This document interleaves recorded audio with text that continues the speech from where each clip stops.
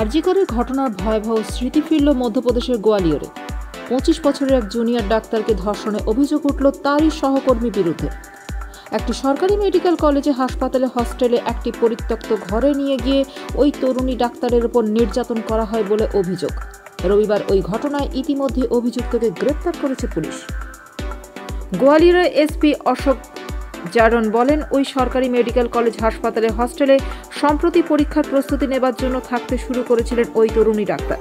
অভিযুক্ত নিজেও একজন জুনিয়র ডাক্তার এবং তরুণীর সঙ্গেই পরীক্ষার প্রস্তুতি নিচ্ছিলেন।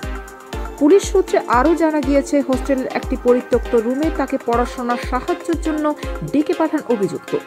সেই ঘরে তরুণীকে ধর্ষণ করার অভিযোগ ওঠে ধৃতের বিরুদ্ধে। এরপর তাকে হুমকি দেবার অভিযোগও ওঠে।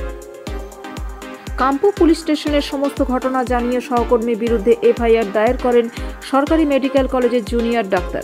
সেই অভিযোগের ভিত্তিতে তদন্তে নেমে গ্রেপ্তার করা হয়েছে সহকর্মীকে। গত বছর আগস্ট মাসে কলকাতার আরজি কর হাসপাতালে এক তরুণী চিকিৎসকের ধর্ষণ ও খুনের ঘটনা নাড়িয়ে দিয়েছিল গোটা দেশকে। গ্রেপ্তার করা হয় অভিযুক্ত সিভিক ভলেন্টিয়ারকে। নির্যাতিতার ন্যায় বিচারের দাবিতে রাত দখল থেকে শুরু করে প্রতিবাদ আন্দোলনে মুখরিত হয় বাংলা তথা গোটা দেশ। কর্মস্থলে নিরাপত্তার দাবিতে পথে নেমে প্রতিবাদ জানান একাধিক হাসপাতালের জুনিয়র ও রেসিডেন্ট ডাক্তাররা। এই ঘটনার রেশ কাটতে না কাটতে এবার গোয়ালিয়রের সরকারি মেডিকেল কলেজ হাসপাতালের এক জুনিয়র ডাক্তারকে ধর্ষণে অভিযোগ ঘিরে শোরগোল।